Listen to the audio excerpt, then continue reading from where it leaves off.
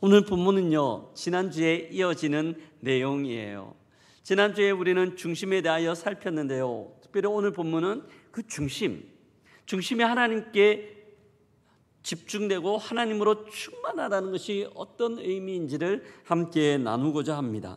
사무엘은 하나님의 명령을 받아서 베들레헴에 갔습니다. 그리고 이새의 집 안에 있는 모든 식구들을 데리고 오게 한 이후 마지막 막내에게 기름을 부어요. 기름을 부을 때 그때 특별한 일이 일어나는데요, 하나님의 영이 다윗에게 크게 임하였다라고 본문은 우리에게 말씀하고 있습니다. 하나님의 영이 충만했던 거죠. 근데 이것은 하나님의 계획이었어요. 기름 붓고 다윗을 왕으로 세우자 하는 하나님의 계획이었습니다. 하지만 이런 하나님의 계획이었고 기름 부음을 받았음에도 불구하고 상황은 녹록지 않습니다. 다윗이 기름 부음을 받고 왕으로 세워지기까지 약 15년이라는 시간 동안 사울을 위해 피해 다녔고 갖은 고생은 다 하였습니다. 기약 없는 기다림의 시간이었어요. 참 쉽지 않죠. 그럼에도 불구하고 다윗은 이 시간들을 은혜 가운데 인내하며 보낼 수 있었습니다. 무엇 때문에 그랬을까요? 그에게 임한 하나님의 영으로 말미암아 일어난 은혜인 줄 믿습니다. 하나님의 은혜가, 하나님의 영이 그에게 임할 때 그는 모든 것들을 인내하고 주의 뜻 가운데 살아갈 수 있었던 것이죠. 그렇다면 하나님의 영이 그에게 충만하다는 것, 또한 그런 다윗의 삶은 어떤 모습일까요? 오늘 말씀을 통하여 다윗의 모습 통해 성령 충만한 성도의 삶, 성령 충만이 우리의 삶들 가운데 어떻게 드러나야 하는지 살피며 또한 우리에게 깨닫게 하시는 주의 음성을 듣는 시간 되기를 소망합니다. 오늘 본문을 이해하기 위해서는요, 본문 가운데 계속해서 등장하는 영이라는 단어를 우리가 집중해야 합니다. 오늘 본문에 보면 영이라는 단어가 무려 7번이나 등장하는데요, 2번은 여호와의 영이라는 표현으로 등장하고 5번은 악령이라는 단어로 등장하고 있습니다. 특별히 이 영이라는 단어는 히브리어로 르하흐라고 발음을 하는데요, 여호와의 영과 결합될 때에는 이것은 구약에 나타나는 성령을 의미합니다. 13장에 보면 여호와의 영이 크게 다윗에게 임하였고, 또한 14장에 보면 여호와의 영이 사울을 떠나게 되는 거죠. 이 영이라는 단어는 본문의 핵심이라고 할 수 있어요. 그리고 이 영에 의하여 다윗과 사울의 관계가 비교되기도 하고, 또한 다윗과 사울의 관계가 맺어지기도 하고 있습니다. 구약에 나타나는 성령을 의미합니다. 근데 우리는요, 성령이라고 이야기하면 보편적으로는 신약의 성령을 많이 생각합니다. 사도행전 2장에 보면 마가의 다락방 가운데 제자들이 모여 열심히 기도하고 있을 때 강력한 비둘기와 같은, 또한 불의 혀와 같은 그 성령이 각자의 머리 위에 임했다라고 이야기하고, 사도행전 계속해서 보면 그 성령이 사람들을 움직이기도 하고, 또한 그 성령이 교회의 역사들을 만들어 가고 있기 때문이죠. 보편적으로 우리는 대부분 이런 신약에 대한 성령의 이해를 가지고 있습니다. 하지만 구약에도 성령의 역사는 나타나요. 성령의 역사가 신구약 가운데 동일한 의미를 가지고 있는 부분도 있지만 또한 차이 나는 부분도 있습니다. 동일한 의미는요, 하나님과 함께 삼위 하나님의 영으로서 등장하는 것이지만 또한 차이 나는 부분은 명확한데요, 구약의 성령은 특별한 사람 위에 특별한 기능적으로 임하는 것이 보편적입니다. 대표적인 것이요, 출애굽기 35장 30절과 31절을 보면 나와 있는데, 이스라엘 백성들이 출애굽했어요. 그래서 광야길을 가다가 시내산 앞에 머물렀을 때 하나님께서 모세에게 언약을 주십니다. 또한 그들에게 율법을 주세요. 그 율법 가운데 핵심이 성막을 짓는 겁니다. 성막이 너무나 정교하였거든요. 보편 사람은 할 수 없었는데 두 사람을 세웁니다. 오홀리압과 불살레를 세웁니다. 그리고 그들에게 하나님의 영을 부어주시는데요, 방금 띄웠던 말씀 같이 한번 보겠습니다. 함께 읽습니다. 모세가 이스라엘 자손에게 이르되 볼지어다, 여호와께서 유다 자손 홀의 손자여 우리의 아들인 불살레를 지명하여 부르시고 하나님의 영을 그에게 충만하게 하여 지혜와 총명과 지식으로 여러 가지 일을 하게 하시니. 성막 만드는 일들 가운데 두 사람을 세우시고 하나님의 영으로 충만케 하셨어요. 특별한 지혜와 재능을 주셨죠. 이게 구약의 성령이었습니다. 뿐만 아니라 성령이 특별하게 많이 등장하는 데가 사사기입니다. 사사기에 보면 여러 사사들을 세우실 때 사람만 세우시는 것이 아니라 그들 위에 성령을 부어주세요. 사사기 3장 10절을 보면요, 운니엘 첫 번째 사사인데요, 그에게 성령을 주시는데 하나님의 영이 그에게 임하셨으니 말씀합니다. 뿐만 아니라 6장 34절에는 여호와의 영이 기드온에게 임하시니, 사사기 11장 29절에 이에 여호와의 영이 입다에게 임하시니, 하나님은 사사를 세우시고 그에게 성령을 부어주시는 거죠. 하나님의 영을 부어주셨습니다. 사사기에 이 영으로 충만했던 사람 대표적 인물이 삼손이에요. 하나님의 영으로 충만했다라는 표현이 무려 4번이나 나오는데요, 그는 하나님의 영으로 충만하여 힘을 가지고 블레셋 모든 군대를 쓰러뜨리기도 하고 또한 이적을 행하기도 하였습니다. 하지만 그가 하나님의 명령을 어기고 삭도를 그의 머리카락에 대었을 때 예전과 같은 성령의 능력과 역사들이 나타나지 않아요. 하나님의 영이 그에게 떠났던 것이죠. 오늘 본문 가운데 나오는 사울도 마찬가지입니다. 사울이 하나님께 부름받아 왕으로 세워질 때는 성령이 임하여 모든 능력들을 행하고 또한 왕권을 잘 확립할 수 있었습니다. 하지만 그 하나님의 명령을 거역하고 교만하였을 때 주의 성령이, 여호와의 영이 그에게 떠났다고 오늘 본문 우리가 읽었던 14절에서 말씀하고 있습니다. 이것이 구약의 성령이에요. 하지만 신약의 성령은 전혀 다릅니다. 신약의 성령은요, 우리가 신약 시대를 살고 있지만 예수 그리스도를 믿을 때 주님이 우리에게 성령을 주시는 줄 믿습니다. 그리고 그 성령은 우리 안에 내주하시면서 우리가 하나님 나라에 갈 때까지, 죽을 때까지 우리의 삶을 인도하시고 이끌어 가시는 거죠. 사도행전 2장 38절이 우리에게 말씀하고 있어요. 함께 읽어보겠습니다. 베드로가 이르되 너희가 회개하여 각각 예수 그리스도의 이름으로 세례를 받고 죄 사함을 받으라. 그리하면 성령의 선물을 받으리니. 아멘. 성령의 선물을 받아요. 그 성령이 우리 속에 임하셔서 우리를 능력 있게 하시고 우리를 향한 하나님의 사랑이 어떠한지 깨닫게 하시며 진리의 말씀을 분별하게 하십니다. 뿐만 아니라 우리에게 각양 은사와 재능을 주셔서 주의 몸된 교회를 섬기게 하시고 서로 사랑할 수 있는 힘을 주시는 것, 성령의 능력인 줄 믿습니다. 성령이 우리 가운데 일하실 때 우리 가운데 나타나는 모습이에요. 여기서 한 가지 질문입니다. 우리가 다 그 성령을 받았어요. 그 성령을 따라 우리가 살고 있는지에 대한 질문입니다.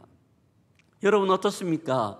우리가 날마다 그 성령 가운데 민감하여 그렇게 살고 있습니까? 그 성령이 우리의 삶들을 인도하고 이끌어가고 있습니까? 제가 목회를 하면 참 아쉬운 부분이에요.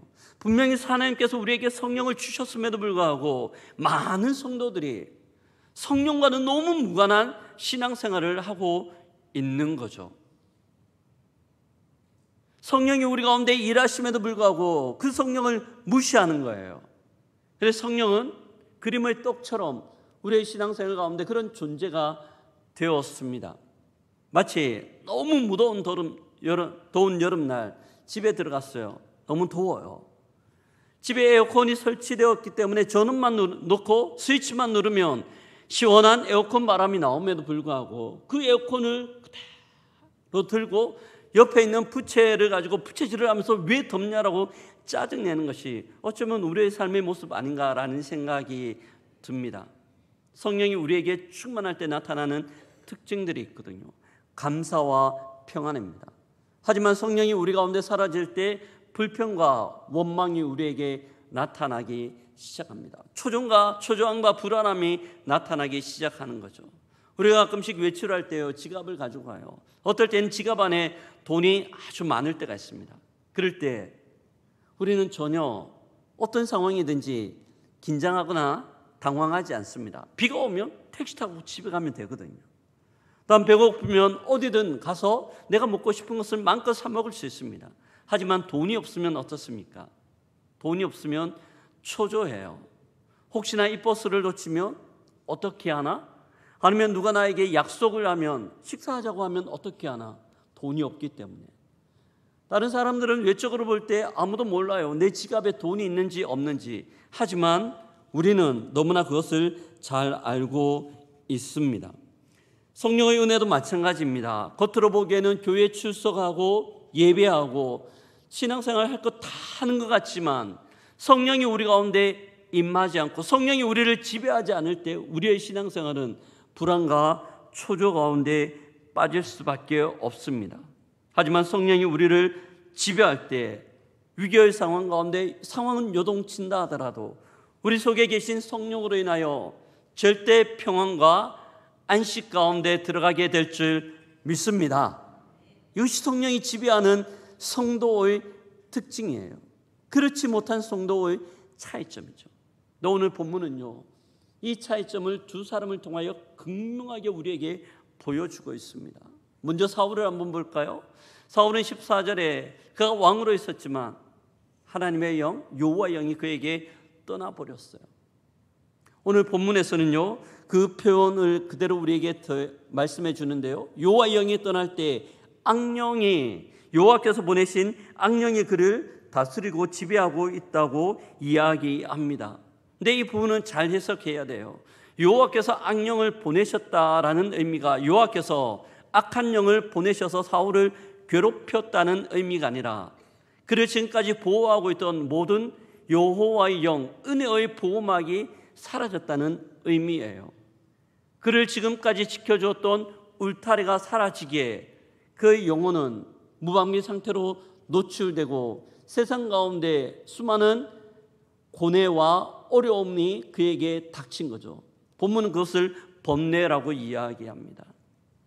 그 번뇌로 인하여 그 영혼은 상실과 영적 고갈들을 맞이하며 정신적 고통 가운데 우울증으로 고생하고 있습니다. 내 이 모습은요, 그만 알았던 것이 아니에요. 우리가 읽었던 본문에 보면요, 사울 옆에 있는 사람들이 이것을 다 보고 있어요. 15절에 보면 사울의 신하들이 그에게 이르되 보소서, 하나님께서 부리시는 악령이 왕을 번뇌하게 하온즉. 그만 느끼고 있는 것이 아니라 그 주위에 있는 신하들 또한 우리 왕 사울가 악령으로 인하여 고통당하고 있다는 것들을 느낄 정도였으니까요. 예전 제가요, 어떤 신문에서 기사를 읽었습니다. 유명한 피아니스트가 인터뷰한 인터뷰 내용이었어요. 그는 인터뷰에서 이야기합니다. 하루 연습을 쉬면 제가 알고요, 이틀을 쉬면 제 선생님이 알고 3일을 쉬면 제 연주를 듣는 청중들이 알게 됩니다 라고 이야기합니다. 이 말은 단지 실력 유지에 관한 이야기가 아니죠. 우리의 영적 상태도 비슷합니다. 성령과의 교제가 끊겨지면 처음에는 나만 좀 알 것 같지만 시간이 가면 갈수록 그 사람 가운데 나타난 모습들로 인하여 주위의 사람들이 저 사람 하나님과 동행하는 사람이 아니구나, 저 사람은 하나님의 성령으로 인하여 살아가는 사람이 아니구나 라는 것들을 알게 된다는 겁니다.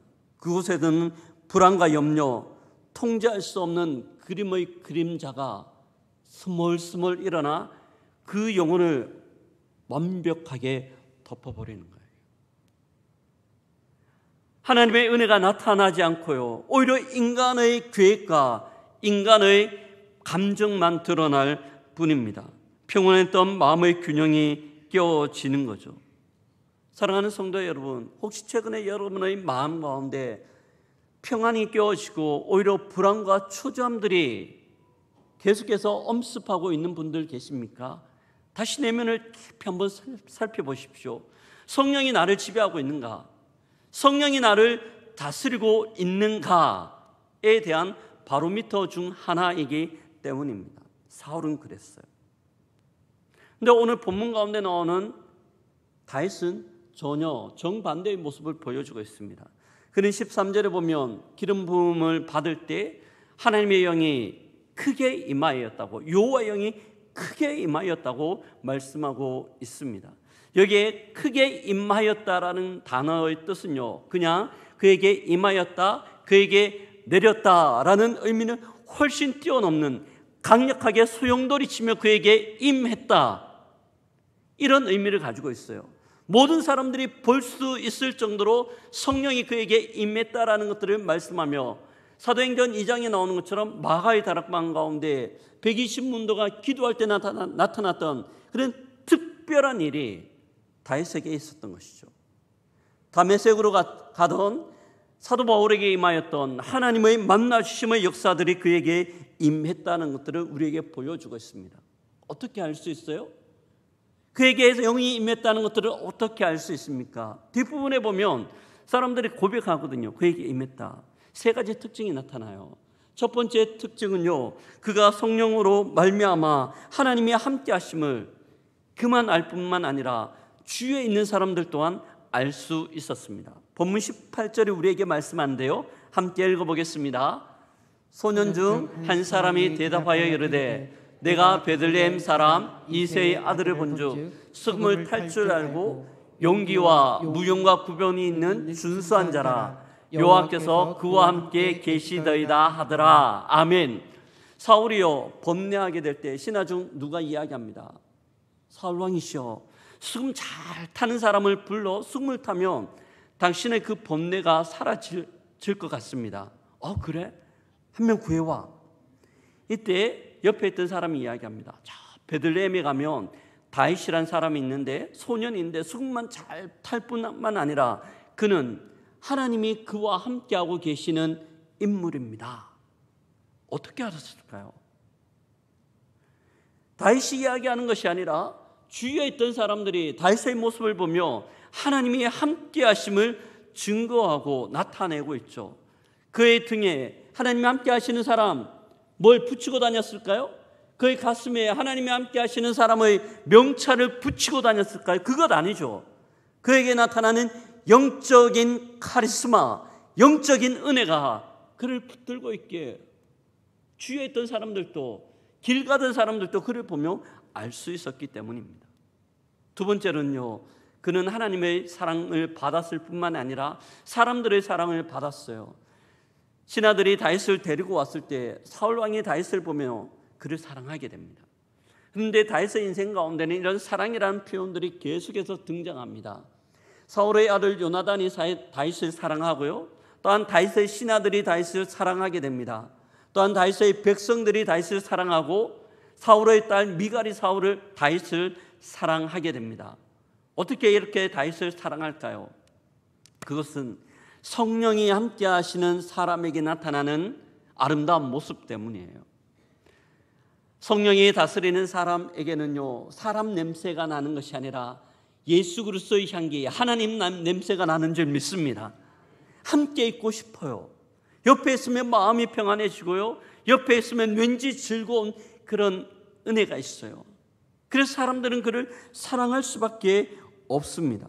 마지막 세 번째로는 하나님의 영이 그와 함께 할 때 그를 통하여 치유와 회복의 역사들이 나타납니다. 사울이 다윗을 데리고 오죠.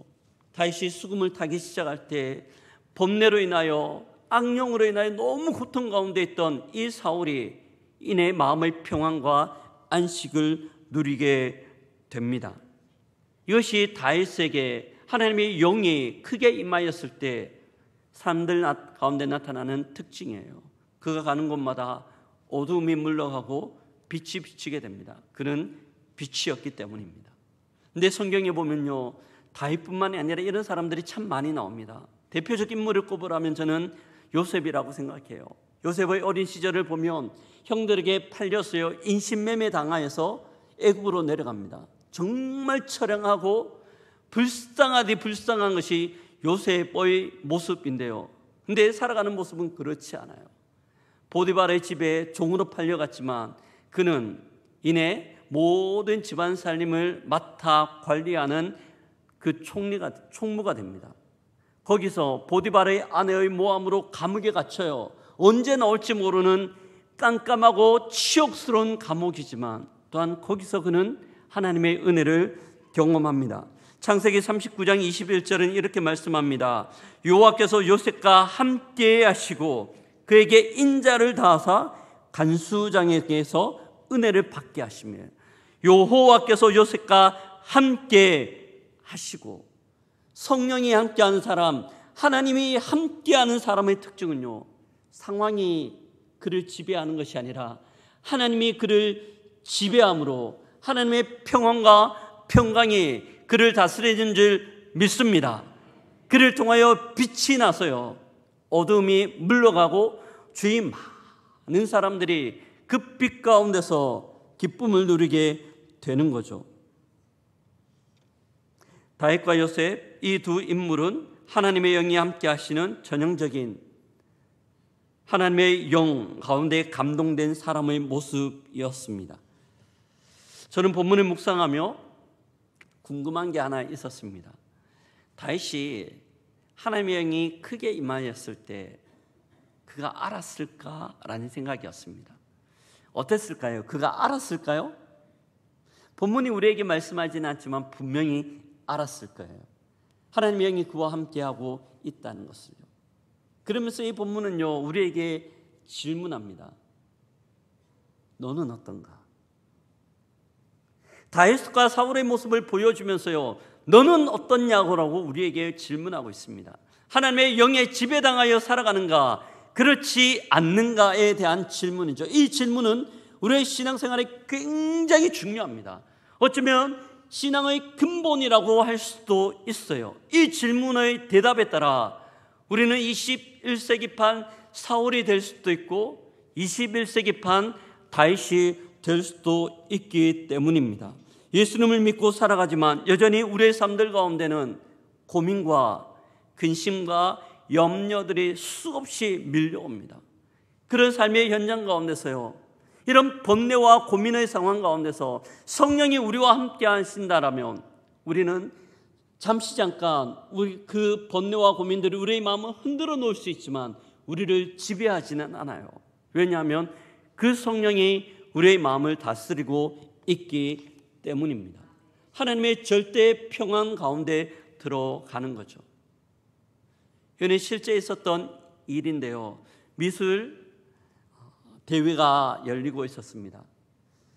주제가요 절대 평안이었어요. 진정한 평안이란 주제를 가지고 미술 대회가 열렸습니다. 수많은 화가들이 각기 자기의 기풍을 가지고 그림을 그려 그 미술 대회에 출품을 하였습니다. 많은 화가들이 그 대회에 참여하였고요. 이제 심사가 이루어졌습니다. 쭉 출품한 작품들이 널려져 있고 심사위원들이 그 그림을 보면서 또한 많은 관객들 또한 그 그림을 보고 있었어요. 많은 사람들이 한 그림 가운데 멈춰섭니다. 그 그림을 보고 있으니 깊은 곳에서 평안이 막 밀려드는 것 같았어요. 그 그림의 모습은요 깊은 산골 가운데 편안한 호수, 그 호수와 함께 나무들이 그렇게 그늘을 만들고 아름다운 풍경들을 만들어내는 그림이었습니다. 사람들이 그 그림을 보면서요 참 평안이 무엇인가에 대한 생각들을 했습니다. 심사가 다 끝나고요 결과가 발표가 되었어요. 사람들이 많이 멈춰 보고 있던 그 그림 결과에 2등을 차지했습니다.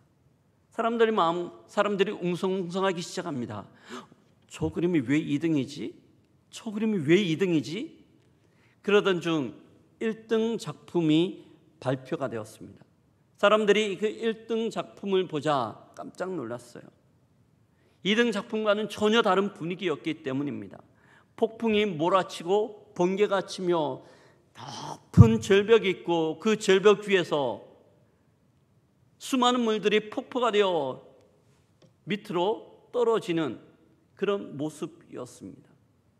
그런데 그 폭포 떨어지는 바위 틈 안에 작은 새 한 마리가 둥지를 틀고 조용히 눈을 감으며 쉬고 있는 그 모습이 그림이었습니다. 그리고 심사위원이 이렇게 그 심사 결과를 발표하는데요. 함께 읽어보도록 하겠습니다. 심사 결과입니다. 제가 같이 읽겠습니다. 진정한 평안이란 아무런 문제가 없는 상태가 아니라 문제의 한가운데서도 마음이 흔들리지 않는 상태입니다. 이 작은 새처럼 두려운 환경 속에서도 쉼과 안식을 누리고 있는 것이 참된 평화입니다. 여러분의 마음을 채우고 있는 것이 어떤 부분입니까? 우리의 마음을 채우고 있는 것은 무엇입니까?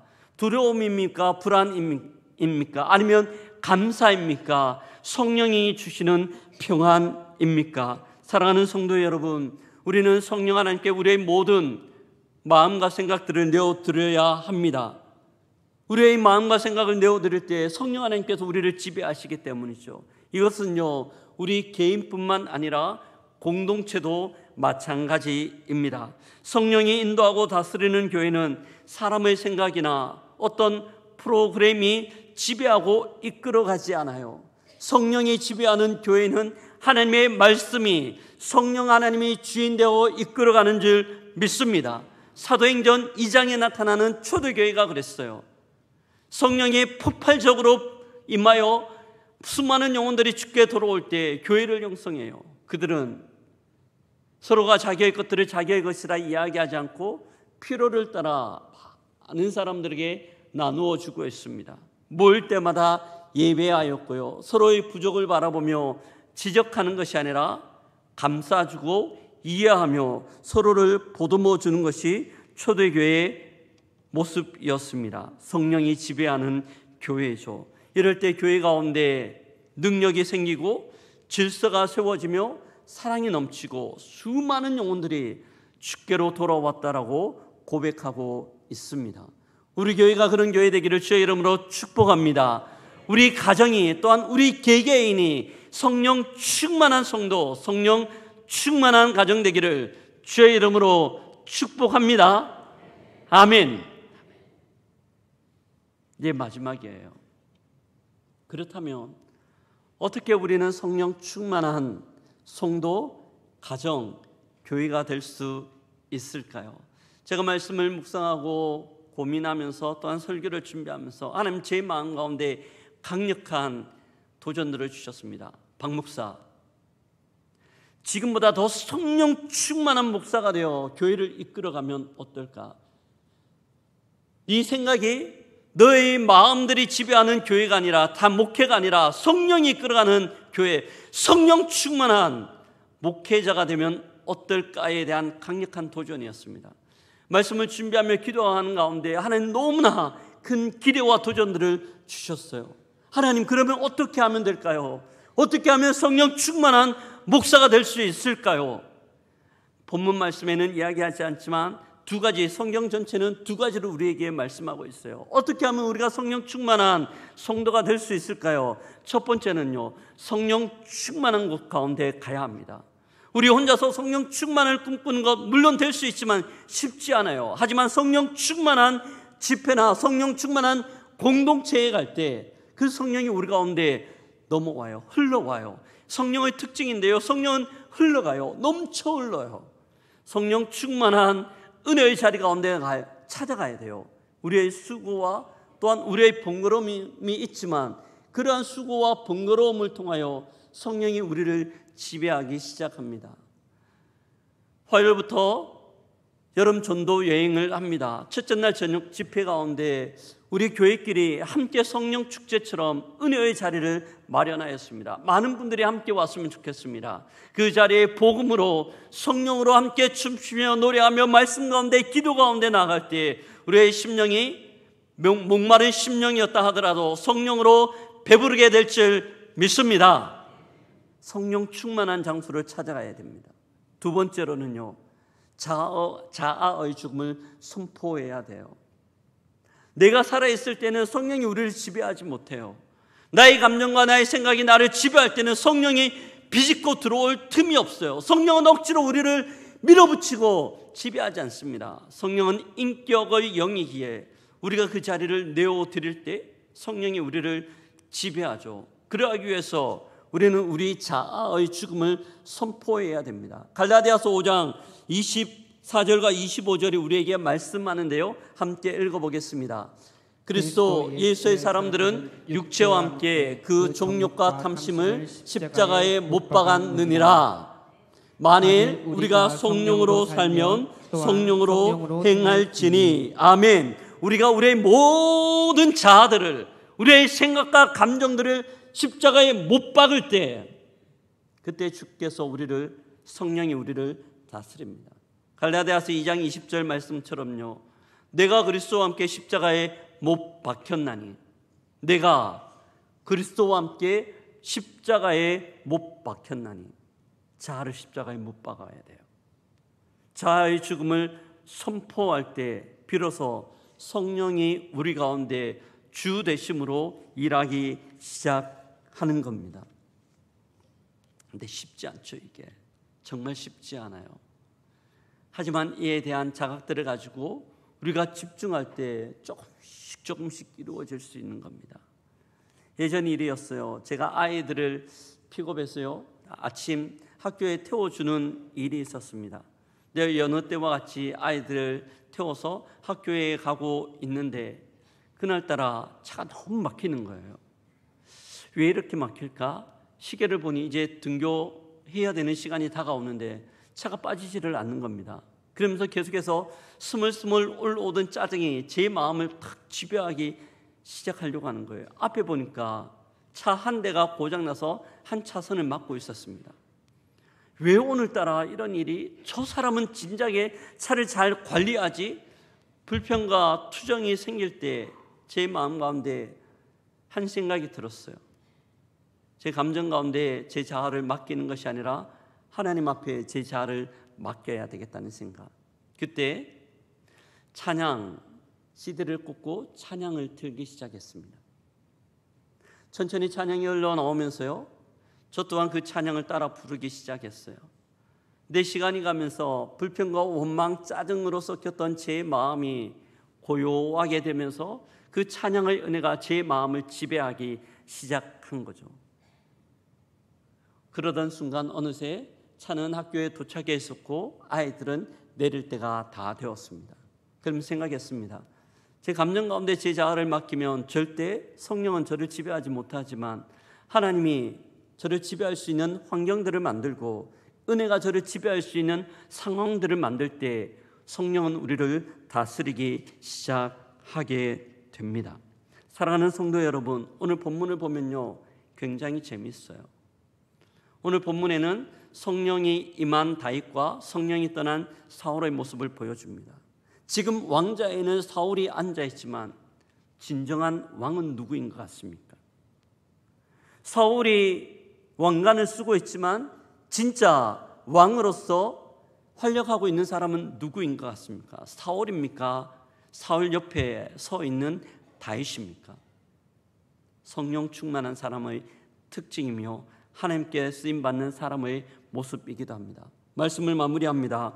오늘 우리는 하나님의 영이 떠난 사울의 삶과 하나님의 영으로 충만한 다윗의 삶을 비교해 보았습니다. 우리의 삶은 어디에 더 가깝습니까? 사울입니까? 다윗입니까? 우리의 삶은 어디로 가고자 하는 마음들을 가지고 있습니까? 사울입니까? 다윗입니까? 한 주의 삶을 시작하게 됩니다. 한 주의 삶들 가운데 우리가 우리의 마음을 주께 내어 맡기고 자아의 죽음을 선포하며 성령이 우리를 다스리심으로 성령 충만하여 주님 앞에 존귀하고 아름답게 쓰임받는 우리 모두가 되기를 주의 이름으로 축복합니다. 아멘.